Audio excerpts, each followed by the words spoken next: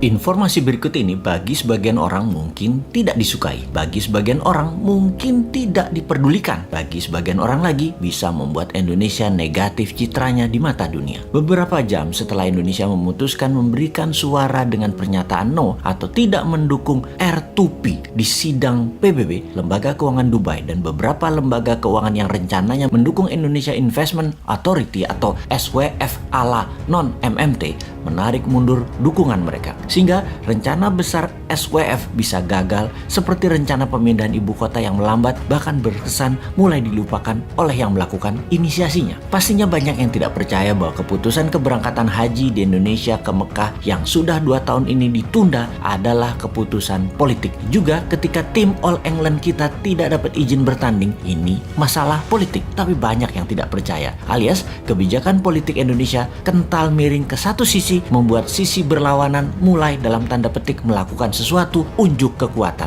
Akhirnya hanya Tiongkok yang BUMN-nya mau bekerja sama dengan BUMN Indonesia. Hanya vaksin Tiongkok yang besar jumlahnya yang mau disediakan untuk Indonesia. Adakah informasi sekilas ini ada benarnya atau praduga tak ada alasan seperti info yang disampaikan para buzzer bayaran ahli pecah belah bangsa ini? Apa itu R2P yang dijawab oleh Indonesia no dengan alasan yang mengada-ngada, lebih tepatnya maksa alias vote no-nya biar berkesan tidak membela kakak tertua Indonesia saat ini yang bernama Tiongkok. R2P adalah Resolusi Responsibility to Protect, yaitu Indonesia menolak untuk bertanggung jawab melindungi dan mencegah genosida, kejahatan perang, pembantaian etnis, dan kejahatan terhadap kemanusiaan. Kalau disederhanakan, Indonesia itu mendukung genocide, mendukung kejahatan perang, mendukung kejahatan etnis, dan mendukung kejahatan terhadap kemanusiaan. Namun, pinternya dibungkus dengan pernyataan resolusi itu salah prosedur, yang ketika ditanya prosedur mana atau apa prosedur yang benar versi pemerintah Indonesia nggak bisa jawab juga. Sudahlah, Anda pejabat itu membela kejahatan perang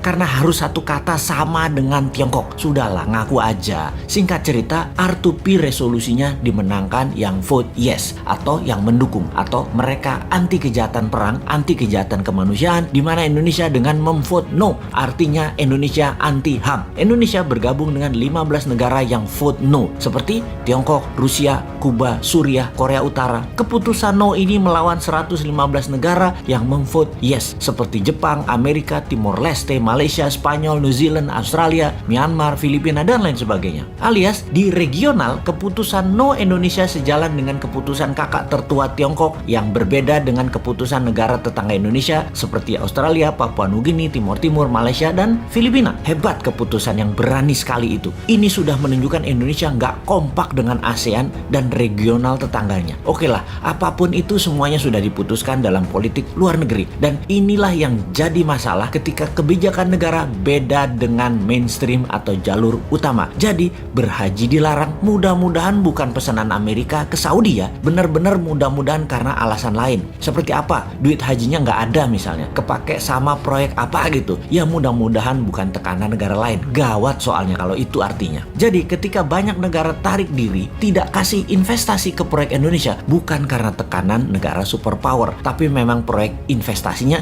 tidak menguntungkan, atau bunga pinjaman IMF yang rata-rata negara lain dapat 4%-an, Indonesia 2% lebih mahal, sekitar 6%-an, sehingga bunga pinjaman yang dibebankan ke APBN hampir senilai 290 triliun ini karena tingginya bunga pinjaman. Sekali lagi, bunga lebih tinggi bukan pesanan negara superpower, mudah-mudahan ya, karena Indonesia nggak menarik. Efek Indonesia menolak atau vote no Indonesia dalam UN Watch dimasukkan sebagai daftar negara memalukan atau list of shame country. Juga Amnesty International menyayangkan keputusan Indonesia ini, bahkan banyak yang menyarankan mending abstain sekalian ketimbang menolak no. Ya sudahlah, semoga semua selamat dan semoga tetap banyak yang tidak peduli dengan hal-hal seperti begini. Teruslah menjual diri untuk 2024 walau tanpa konsep bernegara. Silahkan membangun model populer dan terlihat suci. Toh rakyat sama seperti bosman ini, bodoh semua. Jadi wahai rakyat, tetaplah rebahan, tetaplah tidak peduli, tetaplah tidak bermanfaat, dan tetaplah menjadi beban APBN.